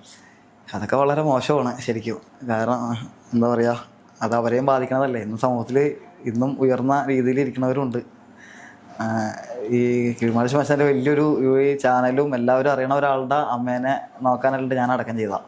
അപ്പം അതും പറയണ അവർക്ക് ചിലപ്പോൾ ഒരു ബുദ്ധിമുട്ടായിരിക്കും. അവരാരും വന്നില്ല, തിരിഞ്ഞു പോലും നോക്കില്ല, ഒരു വെള്ളത്തുണി പോലും വാങ്ങിച്ചെന്നില്ല. എനിക്ക് അതിൽ വിഷമം. അത് ഞാൻ പറയും, ആ കാര്യങ്ങളൊക്കെ ഞാൻ പറയും. ആളെടുത്ത് വ്യക്തിപരമായിട്ട് എടുത്ത് പറയല്ല. കാരണം അദ്ദേഹം സമൂഹത്തിൽ നല്ലൊരു വ്യക്തിയായിട്ട് ജീവിക്കുന്ന, കുടുംബം നല്ലൊരു വ്യക്തിയായിട്ട് ജീവിക്കുന്ന ആ അമ്മേന എന്താ പറയുക, ഒരു മൃഗം ചത്തി കിടക്കണ പോലെ ചത്തി കിടന്ന, അങ്ങനെ വേണമെങ്കിൽ പറയാം. വീട്ടില് റോട്ടിൽ തെരുവിൽ അമ്മ ഞാൻ അടക്കം ചെയ്താ. അദ്ദേഹം അദ്ദേഹത്തിന് ഭർത്താവ്, അമ്മയുടെ ഭർത്താവ് ഇപ്പോഴും ഇടയ്ക്ക് വന്നിട്ടുണ്ടെന്ന് പറയുന്നുണ്ട്, കേൾക്കണുണ്ട്. ഞാൻ കണ്ടില്ല. എനിക്ക് 1-2 ഫോട്ടോസൊക്കെ അയച്ചു തന്നുണ്ട്. വന്ന് ആ സമയത്ത് അടക്കം ചെയ്തതിൻ്റെ ഒരു 2-3 മാസം കഴിഞ്ഞ് വന്നതിൻ്റെ ഫോട്ടോ ഒക്കെ അയച്ചു. അദ്ദേഹം വന്ന് വിനു, അദ്ദേഹത്തിൻ്റെ രീതിയിൽ ഒരു ഒരു കർമ്മമൊക്കെ ചെയ്ത് പുള്ളി ഒറ്റക്ക് അദ്ദേഹം ചെയ്തിട്ട് പോയി ഫോട്ടോ ഒക്കെ അയച്ചു തന്നെ. ഈ അമ്മയുടെ ഭർത്താവ് അമ്മേനെ അച്ഛനെ ഉപേക്ഷിക്കപ്പെട്ടെന്താ ഇന്ന് സമൂഹത്തിൽ വലിയൊരു അദ്ദേഹം കേൾക്കട്ടെ എനിക്ക് അദ്ദേഹത്തോട് പറയണം. അദ്ദേഹത്തിന് 2 മക്കളുണ്ടെന്ന് പറഞ്ഞു. കാലം ചക്രം പോലെയാണ് മക്കള്. അത് അദ്ദേഹം കേൾക്കണ്ടെങ്കിൽ ഞാൻ പറയണേ, മക്കളാണ് ഇത് കണ്ടു പഠിക്കണ. കാരണം നിങ്ങളും കൊഴിയും, ഇലകളുകൾ എന്തായാലും മരിക്കേണ്ട ഒരാളാണെന്നുള്ളതാണ്. പക്ഷെ ഇതേ അവസ്ഥയിൽ വരരുത്. അത് അത്രയും ഉയർന്നു നിൽക്കുന്ന ഒരു മക്കളാർന്നവര്. എനിക്ക് അതാണ് സങ്കടം. ഒരു വെള്ളത്തുണി 65 രൂപ വെള്ളത്തുണി വാങ്ങിച്ചെന്നില്ല. അവരോട് അറിയിച്ചിരുന്നു ഇങ്ങനെ? അവരെന്തായാലും അറിയിക്കൂല, പോലീസും അറിയിക്കൂല. അത് അവരെ ഭാഗം അവര് ക്രിയേറ്റ്. ആ മൃതദേഹം അടക്കം ചെയ്ത് വിൻചേട്ടനാ? അതെ, ഞാൻ അടക്കം ചെയ്ത. ഞാൻ തന്നെ ഏറ്റെടുത്ത്. ആരും ഉണ്ടായില്ല. ഞാൻ തന്നെ ഏറ്റെടുത്ത് അച്ഛനെ കൊണ്ട് ആ മനുഷ്യൻ്റെ അതായത് ചെരുപ്പ് പോലും വലിയ കാശാരാണ്. ചെരുപ്പ് പോലും ഇടാൻ പറ്റേണ്ട ശ്മശാനത്തിലെ ചേട്ടൻ പിന്നെ വണ്ടിക്കാശ് ഒരു 100 കൊടുത്തിട്ടുണ്ടെന്ന് പറഞ്ഞു. ചെരുപ്പ് പോലും ഇടാൻ ചെരുപ്പ് പൊട്ടിപ്പോയി. അപ്പോൾ ഞാൻ പറഞ്ഞു, അയ്യോ ചേട്ടാ എന്നെ കാണണമെങ്കിൽ വിളിക്കാൻ പറഞ്ഞ് ഇത് പോയി എന്ന് പറഞ്ഞു. ചെരുപ്പ് ഞാൻ അദ്ദേഹത്തിന് അവിടെ ഡോൺ ബോസ്കോയുടെ സൈഡിലത്തെ ഒരു കടയിൽ പറഞ്ഞു വെച്ചിട്ടുണ്ട്. ചേട്ടാ പറയണേ എന്നെ വിളിച്ചാൽ മതി, ആൾ വരും. ഞാൻ അദ്ദേഹത്തോട് പറഞ്ഞിട്ട് പോകുമ്പോൾ ചെരുപ്പ് വാങ്ങിച്ചോളൂ. ആ സമയത്ത് കട പൂട്ടിയിട്ടേക്കിരുന്നു. അതാണ് അന്ന് കിട്ടാണ്ടിരുന്ന. എനിക്ക് അതിലൊരു ഇത് മാത്രമേ ഉള്ളൂ, ഒരു ചെരുപ്പ് വാങ്ങിച്ചു കൊടുക്കാൻ പറ്റിയില്ല എന്ന് മാത്രമേ ഉള്ളൂ. ചെരുപ്പ് പോലും പൊട്ടിപ്പോയി. ആ സമയത്ത് അമ്മ ശ്മശാനത്തിൽ വെച്ച് തന്നെ സംഭവിച്ചതേ, നമ്മുടെ മുന്നിൽ വെച്ചാൽ നമ്മളില്ലാത്തപ്പോഴല്ല. അപ്പോൾ നമുക്ക് അതറിയേണ്ട അതിനെക്കുറിച്ച് ബാധിക്കേണ്ട ആവശ്യമില്ല. അതിൻ്റെ ആ മാനസിക വിഭ്രാന്തിക്കിടയിൽ സംഭവിച്ചതാണ്. അപ്പോൾ നമുക്ക് അദ്ദേഹത്തിന് മാനസിക വിഭ്രാന്തി മനസ്സിലാക്കിയ മക്കളുണ്ട്, സ്വന്തക്കാരുണ്ട്. ഇതുപോലെ ഈ AC-ലിരുന്ന് അദ്ദേഹത്തിന് ചോർന്ന സമ്പാദിച്ചത് മക്കൾക്ക് വേണ്ടിയാണ്, പഠിപ്പിച്ചത് മക്കളാ വലിയ ആളാക്കി. ഇതൊക്കെ അതുപോലെ ഒരുപാടുണ്ട് കേട്ടോ. ഇന്നും ഏറ്റവും കൂടുതൽ ഒരുപാടുണ്ട് പറയാൻ തീരൂല. ഒരു ചാനലൊന്നും പോരാ. അവരെന്തെങ്കിലും നേരിട്ട് കണ്ട് പറയാൻ ശ്രമിച്ചിട്ടില്ലേ? അതിൻ്റെ ഒന്നും ഞാൻ അവരോടൊക്കെ പറയാൻ ഇപ്പം എനിക്ക് പറയാം. ഇതിപ്പോൾ എനിക്ക് പറയാൻ ഇതിങ്ങനെ ഒരു അവസരം ഞാൻ ആഗ്രഹിച്ചിരിക്കുകയായിരുന്നു. ഇത് അവരോട് പറയാൻ, എനിക്ക് ഇതിലൂടെ പറയാം. എന്തെങ്കിലും കാണണമെങ്കിലോ അവരെന്നെ കാണണമെങ്കിലോ ഇത് കാണണമെങ്കിലോ എനിക്ക് പറയാം. അത്രയും ഒരു 6 അടി മണ്ണ് കിട്ടാൻ തെണ്ടിയാൻ അവരെ അമ്മയ്ക്ക് വേണ്ടി ഞാൻ ഈ സമസ്ത ചാനലുകൾ അന്ന് ഒരു ദിവസം അപേക്ഷിച്ച് എത്ര പോസ്റ്റ് ചെയ്യാനിട്ടെന്ന് പറയുമോ. ഒരുപാട് പേരോട് ഞാനും പോലീസും തെണ്ടി ഒരു 6 അടി മണ്ണിന് വേണ്ടി. കാരണം അവർ ഈ ഏരിയയിലല്ലാത്തതുകൊണ്ട്. അപ്പോൾ അങ്ങനെ അടക്കം ചെയ്തതാണ്. മനുഷ്യന് ആവശ്യം 6 അടി മണ്ണാണ്. അത് കൊടുക്കാൻ കഴിഞ്ഞ ലീവിന് നമ്മളൊക്കെ എന്തൊക്കെ കിട്ടണ്ട. എന്തോരം പേർക്ക് ജീവിച്ചിരിക്കുമ്പോൾ വീട് വേണോ? ഇപ്പം എനിക്ക് തന്നെ ഒരു വീട് വേണമെന്നൊക്കെ ചോദിച്ചാൽ എനിക്ക് വീടിൻ്റെ ആവശ്യമില്ല. ഞാൻ വാടക താമസിക്കുന്ന. ഇതിന് വാടക ബുദ്ധിമുട്ട് വന്നിട്ടില്ല. പോലീസുകാരുള്ളതുകൊണ്ടും സാർമാരുള്ളതുകൊണ്ടും റെയിൽവേ പോലീസും ഫയർഫോഴ്സുകാരുള്ളതുകൊണ്ടും വാടകകൾ ഇന്ന് വരെ ഒരു ദിവസം പോലും വാടക വൈകിട്ടില്ല, നേരത്തെ കൊടുത്തിട്ടുള്ളൂ. ഇവിടെ എൻ്റെ കാരണം ടൗണിൽ തന്നെ താമസിക്കണം വാടക വീട്ടിൽ. അപ്പോഴും എനിക്ക് എൻ്റെ വാർത്ത ഞാൻ വാടക വീട് വേണം, അല്ല സ്വന്തമായിട്ട് വീട് വേണമെന്ന് ചോദിച്ചിട്ടുണ്ട്. പലരും ചോദിച്ചു. പക്ഷെ എനിക്ക് ആരും ഇന്നൊരു 6 അടി മണ്ണ് അനാഥ മൃതദേഹങ്ങൾക്ക് വേണ്ടി വേണമെന്ന് അത്ര ആരും ചോദിച്ചിട്ടില്ല. എനിക്ക് അതാണ് ആവശ്യം. അത് നമുക്കൊരു ആവശ്യമായി മുന്നോട്ട് വെക്കാം. അത് മാത്രമുള്ള ഈ ഭൂമിയിൽ ആവശ്യം. നമുക്ക് ജനങ്ങളെല്ലാവരും ഇവിടെ ഫ്ലാറ്റിൽ താമസിക്കുന്നവരൊക്കെ ഉണ്ട്. ഇവരൊക്കെ നിങ്ങൾ ചിന്തിച്ചിട്ടുണ്ടാ? ഇവരൊക്കെ ഒരു ദിവസം വീട്ടിൽ വന്നില്ല, ഒരു 6-7 ദിവസം കഴിഞ്ഞിട്ട് ഇവരെ കണ്ടെത്തിയില്ലെങ്കിൽ ഈ വീട്ടുകാർക്ക് പോലും തിരിച്ചറിയാൻ പറ്റില്ല. അത് അനാഥനായിട്ട് മാറില്ല. ആരും അനാഥനില്ല. എല്ലാവരും തിരിച്ചറിയാൻ പറ്റാത്ത രീതിയിലാവുന്ന മൃതദേഹങ്ങൾ അനാഥനായിട്ട് മാറുകയാണ്. ഒരു പനങ്ങാട് പുഴയിൽ നിന്ന് ഒരു മൃതശരീരം എടുത്തിട്ടുണ്ടായിരുന്നു. അപ്പം ഞാൻ വ്യക്തി എടുത്ത് പറയുള്ള പനങ്ങാട് പോലീസ് സ്റ്റേഷനകത്ത് വട്ടക്കായലിൽ നിന്ന് എടുത്തതാണ്. കുറേ ദിവസം മെഡിക്കൽ കോളേജ് ഫ്രീസറിൽ D2 ഫ്രീസറിൽ കാത്തിട്ടിരുന്നു. മകനാണ് അദ്ദേഹം കൂടെ ജോലി ചെയ്ത ആ സമയത്ത് കിട്ടിയ വേഷത്തിൻ്റെ അടിസ്ഥാനത്തിൽ കിട്ടിയുള്ളൂ. എങ്കിലും വേഷത്തിൻ്റെ അടിസ്ഥാനത്തിൽ കൂടെ ജോലി ചെയ്യുന്നത് ഞങ്ങളുടെ കൂടെ ജോലി ചെയ്യണ ആളാണെന്നും മകൻ തമിഴ്നാട്ടിലുണ്ടെന്നും എന്നൊക്കെ പറഞ്ഞ് മകനൊക്കെ വന്നു. മകൻ മൃതദേഹം കണ്ടപ്പോൾ പറയും ഇത് എൻ്റെ അവസ്ഥയല്ല, പുള്ളി നമുക്ക് നിർബന്ധിക്കാൻ പറ്റില്ല. ഇല്ല, തൻ്റെ അച്ഛനാണെന്ന് നിർബന്ധിക്കാൻ പറ്റില്ല. അദ്ദേഹം എൻ്റെ അച്ഛനാണ്, എനിക്ക് സംശയമുണ്ട്, DNA പരിശോധിക്കണമെന്ന് പറഞ്ഞാൽ മാത്രമേ പോലീസിൽ ഇടപെടാൻ പറ്റുള്ളൂ. എൻ്റെ അച്ഛനല്ല എന്ന് പറഞ്ഞാൽ അച്ഛനല്ല, എനിക്ക് നിർബന്ധിക്കാൻ പറ്റില്ല. കാരണം തിരിച്ചറിയാത്ത മൃതദേഹമാണ്, എനിക്ക് ഉറപ്പിക്കാൻ വരില്ല. അദ്ദേഹം വന്നു പറഞ്ഞിട്ട് ഇതിൻ്റെ അത് വന്നതാ. എത്ര ദിവസം പോലീസുകാർ കാവൽ പിടിച്ച് എനിക്ക് ജോലിയാണ്, ലീവ് കിട്ടുള്ള എന്നാ പറഞ്ഞ. കാരണം തമിഴ്നാട്ടിൽ നിന്ന് ഇവിടം വരെ വരെ അച്ഛനാണ്. അപ്പം അതാണ്. എന്നിട്ട് വന്ന് കണ്ടിട്ട് അച്ഛനാന്ന് പറഞ്ഞ് പുള്ളി പോയി. ആ മൃതശരീരം കൊണ്ട് ഞങ്ങൾ എത്ര സ്ഥലത്ത് നടന്ന് ദൈവത്തിന് പറയും. അത് ന്യൂസൊക്കെ വന്നു, ചാനലൊക്കെ ന്യൂസൊക്കെ വന്നു പറഞ്ഞു, വാർത്തയിലെ വന്നിരുന്നു. ഞങ്ങൾ ശ്മശാനം അന്വേഷിച്ചായിരുന്നു.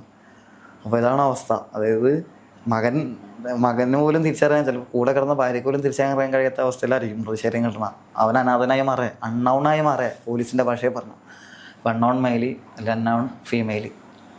ഇങ്ങനെ നമ്മൾ അഴുകിയ മൃതദേഹങ്ങൾ കിട്ടിയിട്ട് ഉറ്റവരെ തിരിച്ചറിഞ്ഞ് നമ്മൾ കൊണ്ടു ചെല്ലുമ്പോൾ അവർ നിരസിലേക്ക് അവർ വേണ്ട കൊണ്ടുപോയിക്കോളൂ എന്ന് പറയുന്നത് അതും ഉണ്ടായിട്ടുണ്ട്. അതൊന്നും എടുത്ത് പറയാൻ പറ്റില്ല. അതൊക്കെ അവരെ മാനസികമായിട്ടും ചിലപ്പോൾ ബാധിക്കുമായിരിക്കും. സമൂഹത്തിൽ നല്ല ഉള്ളവരല്ലേ. അല്ല, പേര് പറയാതെ അങ്ങനെ ഇൻസിഡന്റ് ഒരുപാടുണ്ട്. ഇൻസിഡന്റ് പറയാനൊക്കെ എന്തോ എത്ര വേണമെങ്കിലും പറയാം. ഇപ്പൊ എൻ്റെ ആശാനെ തന്നെ പറയാലോ. എൻ്റെ ആശാന വലിയ മക്കളൊക്കെ ഞാൻ പറഞ്ഞില്ലേ, ആർക്കും വേണ്ടായിരുന്നു. ഞാൻ കൊടുത്ത ആശാൻ്റെ അവസാനം കേട്ട തുണികൾ വരെ വലിച്ചെറിഞ്ഞിട്ട് പോയാ. പോലീസ് കേസ് എടുക്കുമെന്ന് പറഞ്ഞുകൊണ്ട് വന്നതാ അവര്.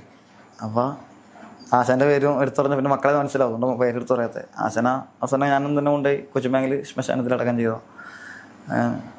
മക്കള് അവസാനം അതുപോലെ പുഴയിലേക്ക് വലിച്ചെറിയാം. അത് യാദൃശ്യമായിട്ട് അത് അടയ്ക്ക് അടുത്ത് പോണ സമയത്താ യാദൃശ്യമായിട്ട് ഉണ്ട്. അത് അന്നൊരു ഓട്ടം, അന്ന് ആ തോട്ടക്കാട്ടിൽ നിന്ന് എന്നെ വിളിച്ചില്ലായിരുന്നെങ്കിൽ ഞാനത് കാണയില്ല. തോട്ടക്കാരെന്ന് വെച്ചപ്പോൾ സ്വാഭാവികമായിട്ട് ഒരു വണ്ടി ഇത് നമ്മൾ അവരുടെ വണ്ടിയാണുള്ള സ്വാഭാവികമായിട്ട് നിർത്തിയേക്കണാണ്. നമ്മൾ എന്താന്ന് ചോദിക്കാൻ വേണ്ടി നമ്മൾ സ്വാഭാവികമായിട്ട് നോക്കുമല്ലോ, അല്ലെങ്കിൽ നിർത്താൻ ശ്രമിക്കുമല്ലോ, നമ്മൾ കണ്ടുപോയല്ലോ. അതിന് മുമ്പേ ചോദിക്കേണ്ട ആവശ്യം ഒരു വലിച്ചേറിനെ കണ്ടു. പിന്നെ ഞാൻ അവരൊന്നും ചോദിച്ചിട്ടോ എന്താ അവിടെ നിർത്തി നോക്കേണ്ട ആവശ്യമില്ല. ഞാൻ ആ വഴി പോയി. ഞാനത് ഇപ്പോഴും മൈൻഡിൽ കിടക്കണ്ട. അവരത് കണ്ടല്ലോ, ഞാൻ കണ്ടെന്നുള്ള കാര്യം. അത് ഞാൻ ഇത് മുമ്പ് പറഞ്ഞിട്ടുണ്ട്. അതിനുശേഷം അവരൊരു സമയത്ത് വിളിച്ചിരുന്ന് ഫോണിൽ ആരുടെ എന്നൊക്കെ നമ്പർ വാങ്ങി. ഞാൻ ആവശ്യമില്ലാത്ത കാര്യം പറയുന്നത്, ഞാൻ ആവശ്യമില്ലാത്ത കാര്യം പറഞ്ഞു. ഞാൻ എൻ്റെ കാഴ്ച കാര്യം മാത്രമേ പറഞ്ഞിട്ടുള്ളൂ. അവരെ കുറിച്ച് ഇപ്പോഴും വേദനിപ്പിക്കുന്ന രീതിയിലല്ല, അവരുടെ എടുത്ത് ഞാൻ പറയണില്ല, വ്യക്തിയെ എടുത്ത് പറയണില്ല, അതാരെയും പറയണില്ല. അപ്പം അങ്ങനെ ഒരുപാടുണ്ട്, നമുക്ക് പറയാനുണ്ടെങ്കിലും ഒരുപാടുണ്ട്. നമ്മൾ മറ്റുള്ളവരെ വാക്കുകൊണ്ട് വേദനിപ്പിച്ചിട്ടും കാര്യമില്ല. എനിക്ക് അത് നഷ്ടപ്പെട്ടൊന്നും തിരിച്ചിട്ടില്ല. നഷ്ടപ്പെട്ട സമയം, അന്വേഷിച്ചിടുന്ന സമയം, അതൊന്നും എനിക്ക് തിരിച്ചിട്ടില്ല. പിന്നെ അവരെ കൊണ്ട് വേദനിപ്പിച്ചിട്ട് എന്താ കാര്യം? വിൻചേട്ടൻ ഇപ്പൊ വാടക വീട്ടിലാണെന്ന് താമസിക്കുന്നതെന്ന് പറഞ്ഞു. വിൻചേട്ടന്റെ മരണം ഉണ്ടാവുകയാണെങ്കിൽ ഇരിക്കാനുള്ള 6 അടി മണ്ണിനെ കുറിച്ച് വിൻചേട്ടൻ ചിന്തിച്ചിട്ടില്ലേ? അത് ഞാൻ ചിന്തിച്ചിട്ടും കാര്യം ചിന്തിച്ചിട്ടുണ്ടാന്ന് വെച്ചപ്പോൾ ഞാൻ അവിടെ കിടന്ന് മരിക്കുമെന്ന് ഞാനിപ്പോൾ എങ്ങനെ നിർണ്ണയിക്കാൻ കഴിയും? അവനെ ഞാൻ ചിന്തിച്ചിട്ടെന്താ കാര്യം? എന്നാലും അങ്ങനെ ഒരു ദിവസം എന്റെ മൃത്യു എവിടെ വെച്ച് സംഭവിക്കുമെന്ന് എനിക്ക് നിർണ്ണയിക്കാൻ കഴിയില്ല. ക്ഷണം നേരം എന്താണോ അതാണ് ഞാൻ. പിന്നെ അതിനെക്കുറിച്ച് എന്താ ചിന്തിക്കുന്നത്? അതിനെക്കുറിച്ച് ഞാൻ അങ്ങനെ ചിന്തിച്ചിട്ടില്ല. ഞാൻ ആകെ ചിന്തിച്ചിട്ടുണ്ട്, ഇദ്ദേഹത്തിൻ്റെ കാര്യം ചിന്തിച്ചിട്ടുണ്ട്, എൻ്റെ പുത്രൻ്റെ കാര്യം ചിന്തിച്ചിട്ടുണ്ട്. അദ്ദേഹത്തോട് ഞാൻ പറയാൻ ആഗ്രഹിക്കുന്ന ഒരു കാര്യമുണ്ട്. അതുമാത്രമേ എൻ്റെ ഒരു പറയാൻ ആഗ്രഹിക്കുന്ന കാര്യം. ഇപ്പോൾ എൻ്റെ മരണാനന്തരം ഇപ്പം എങ്ങനെയാണെങ്കിലും അദ്ദേഹം അറിയുകയും ചെയ്യും അത് എപ്പോഴെങ്കിലും എന്നുള്ള ഒരു ഇപ്പോൾ ഞാൻ പറഞ്ഞ കാഴ്ചപ്പാട് മാത്രമാണ് എൻ്റെ അത്. ഞാൻ ആഗ്രഹിക്കുന്ന ഒരു കാര്യമാണ്, ആഗ്രഹം, എൻ്റെ വിശ്വാസമല്ല. എന്തെങ്കിലും അറിയും, അത് മാത്രമേ ആഗ്രഹമുള്ളൂ, എൻ്റെ ആഗ്രഹം. മറ്റൊന്ന് നമ്മുടെ മൃത്യോടെ കിടന്നു, നമ്മൾ ഹോസ്പിറ്റലിൽ കിടന്നു, നമ്മുടെ വീട്ടിൽ കിടന്നോ, ഈ സ്ഥാപനത്തിൽ കിടന്നോ, പുറത്തിറങ്ങും, ഇവിടെ കിടന്ന് മരണപ്പെട്ടൊന്നും നമുക്ക് നിർണ്ണയിക്കാൻ കഴിയില്ല. അത് മാത്രം ഏതെങ്കിലും ശാസ്ത്രത്തിന് കഴിഞ്ഞിട്ടുണ്ടോ? ഇല്ല, ഒരിക്കലും ഇല്ല. ചില ജ്യോതിഷികളൊക്കെ അവകാശപ്പെടുന്നുണ്ട് ജനനസമയവും മരണസമയവും തീരുമാനിക്കാൻ സാധിക്കുമെന്നൊക്കെ. അത് എനിക്കറിയില്ല, അത് അവരുടെ വിശ്വാസം കണക്കാണ്. ജ്യോതിഷം എന്ന് പറഞ്ഞാൽ ഞാൻ കണ്ടേക്കണ കണക്കാണ്. അപ്പം അതിൽ എത്രത്തോളം യാഥാർത്ഥ്യം ഉണ്ടോന്ന് എനിക്കറിയില്ല, എനിക്ക് അതിനുള്ള അറിവില്ല. ചില നാട്ടിൻപുറത്തുള്ള അമ്മമാരൊക്കെ പറയണ, ഇപ്പോൾ എൻ്റെ അച്ഛൻ മരിക്കുന്ന സമയത്ത് ഓക്സിജൻ മാസ്ക് വെച്ചിട്ടാണ് ഉണ്ടായിരുന്നത്. അപ്പോൾ ആ സമയത്ത് അവിടെ വീടിൻ്റെ അടുത്തുള്ളൊരു അമ്മ അച്ഛനായിട്ട് വളരെ എപ്പോഴും സംസാരിക്കാനൊക്കെ എപ്പോഴും വരുന്നവർ. അപ്പോൾ അവർ 2 ദിവസമായിട്ട് ഒരു എൻ്റെ വീട്ടിലുണ്ട്. അങ്ങനെ ഒരു പോയിന്റ് എത്തിക്കഴിഞ്ഞപ്പോൾ അവർ പറയുകയുണ്ടായി, ഇനി കാലൊക്കെ നേരെ വെച്ചോ, ഇനി അധികം നേരം ഇല്ല. അത് എന്തിൻ്റെ അടിസ്ഥാനത്തിലാണ് അവർ പറഞ്ഞതെന്ന് എനിക്ക് ഇപ്പോഴും അറിയില്ല. ശരിയാണ്, അത് കഴിഞ്ഞ ഒരു 5-10 മിനിറ്റോളം മാത്രമേ അച്ഛൻ ശ്വാസം വലിച്ചിട്ടുള്ളൂ. അത് കഴിഞ്ഞ ശ്വാസം ഉണ്ടായിരുന്നില്ല. അപ്പോൾ ഞാൻ വളരെ ഞെട്ടലോടുകൂടി നോക്കിയ കാര്യമാണ്. കാരണം അവർ അച്ഛനെ ദൂരത്തു നിന്നാണ് വീക്ഷിക്കുന്നത്. ഇടയ്ക്ക് എപ്പോഴും വന്ന് കണ്ണ് മിഴിപ്പിച്ച് കണ്ണിങ്ങനെ ആക്കി നോക്കില്ല, അങ്ങനെ നോക്കിയതായി ഞാൻ കണ്ടു. അങ്ങനെ 2-3 സ്ഥലങ്ങളിൽ ഞാനിങ്ങനെ കണ്ടിട്ടുണ്ട് ചില ആൾക്കാർ വന്ന് പറയുന്നത്. വയസ്സായവരാണ് അവർ കൂടുതലും. അത് എന്തിന്റെ അടിസ്ഥാനമാണ് എനിക്കറിയില്ല. അതിന്റെ അടിസ്ഥാനം എനിക്കും അറിയില്ല. എങ്കിലും ഞാൻ അറിഞ്ഞൊരു കാര്യം പറയാം. നാഡീ ഞരമ്പുകൾ തൊട്ട് നോക്കി സ്പന്ദനം നോക്കി നടന്ന വൈദ്യന്മാരുണ്ട് നമ്മുടെ ആളിൽ. ഇപ്പോഴും ഉണ്ട്, ജീവനോടെ ഇരിക്കുന്നുണ്ട് അവരുടെ തലമുറകളൊക്കെ. അതേപോലെ കാരണന്മാർ, നമ്മളവരെ വിദ്യാഭ്യാസം ഇല്ല എന്നുള്ള തരത്തിൽ കാണിക്കണ്ട, അവരെ കാഴ്ച അറിവും അവരെ വളർന്നു വന്ന അറിവും ആ കാര്യങ്ങൾ ഒരുപാടുണ്ട്. ഒരു മൃതശരീരത്തിൻ്റെ നിശ്ചലം നമ്മുടെ വിരലിൽ, നമ്മുടെ ഇപ്പം എൻ്റെ ഞരമ്പ് എങ്ങനെ ഇരിക്കണം, ഇപ്പം ഞാൻ കാണുന്ന വ്യക്തി, എൻ്റെ ഞരമ്പ് ഇപ്പം ഇതല്ലേ, കാരണം മരണാനന്തര സമയം ഞരമ്പുകൾക്ക് വ്യതിചലനം സംഭവിക്കും. മരണാനന്തര ആ സമയം അടക്കുമ്പോൾ ഇങ്ങനെ ചിലപ്പോൾ അത് രക്തം അതിൽ നിന്നും പ്രവാഹം കുറയുമ്പോഴായിരിക്കാം, അല്ലെങ്കിൽ അമിതമായ രക്തപ്രവാഹം ഉണ്ടാകുമ്പോഴായിരിക്കും. ഏത് സാഹചര്യം എന്ന് പറയില്ല. എൻ്റെ കണ്ണിൻ്റെ കൃഷ്ണമണി ഉള്ളി ഇപ്പം നമ്മളെ അടിച്ചിട്ടുണ്ട്, ഇപ്പം അങ്ങോട്ടും ഇങ്ങോട്ടും നോക്കിയാൽ അങ്ങനെ അറിയാൻ പറ്റല്ലേ കൃഷ്ണമണിയുടെ ചലനം, അങ്ങനെ അറിയില്ലേ. ഇതിനെക്കുറിച്ച് കുറിച്ച് വ്യക്തമായ ധാരണ ഉള്ളവർ കാരണം അവർ കേട്ടറിവും കണ്ടറിവും അവരെ കൃഷ്ണമണിയുടെ ചലനം, അല്ലെങ്കിൽ നമ്മുടെ ഏതെങ്കിലും ഒരു അവയവത്തെ അടിസ്ഥാനമാക്കി, അല്ലെങ്കിൽ ശ്വാസത്തിൻ്റെ തീവ്രത, എടുക്കണതും വിടുന്നതുമായ തീവ്രത അവർക്ക് വ്യക്തമായിട്ട് അവർ അറിഞ്ഞ് മനസ്സിലാക്കി. അറിവ് അതാണ് അവർ കണ്ടറിവ്, പ്രവർത്തിച്ച അറിവ്, കാഴ്ച അറിവ്, അതൊക്കെ അറിവ് തന്നെയാണ്. അതിൽ നിന്ന് മനസ്സിലാക്കിയതായിരിക്കാം, ആവാം എന്ന് മാത്രം. അതിനെയും എനിക്ക് അവരറിവിനെ മറികടന്ന മറ്റൊരു അറിവ് എനിക്ക് ഇല്ല. അവരറിവിനെ മറികടക്കാനുള്ള അറിവ് എനിക്കില്ല. അതുകൊണ്ട് അപ്പൊ അങ്ങ് പറഞ്ഞ അദ്ദേഹത്തോട് തന്നെ കൃത്യമായിട്ട് ചോദിക്കേണ്ട വരും. അതാണ് യാഥാർത്ഥ്യം. എന്തായാലും കുറെ കാലം എന്ന് പറയുന്നത് ഒറ്റപ്പെടലിന്റെ ആയിരുന്നു. അധികം കൂട്ടുകാരില്ലാതെ കുടുംബത്തിലും അത്രത്തോളം പ്രശ്നങ്ങളായി. പിന്നീട് ഒരു കല്യാണം കഴിച്ചു, അതും നേരെയായില്ല. പക്ഷെ പിന്നീട് ഇപ്പൊ നല്ല സമയമാണെന്ന് പറയാം. ബിൻസി ചേച്ചി വന്നതിന് ശേഷം ജീവിതം കുറച്ചും കൂടി കളറായി എന്നൊക്കെ ഞാൻ പറഞ്ഞു കഴിഞ്ഞാൽ ഞാൻ സന്തോഷവാനപ്പാ. അത് ഞാൻ സന്തോഷമാണ്. ബിൻസി ചേച്ചിനെയും കൂടി ഇരുത്തിയിട്ട് ബാക്കി സംസാരിക്കാം. ആയിക്കോട്ടെ, അങ്ങനെ ആവട്ടെ.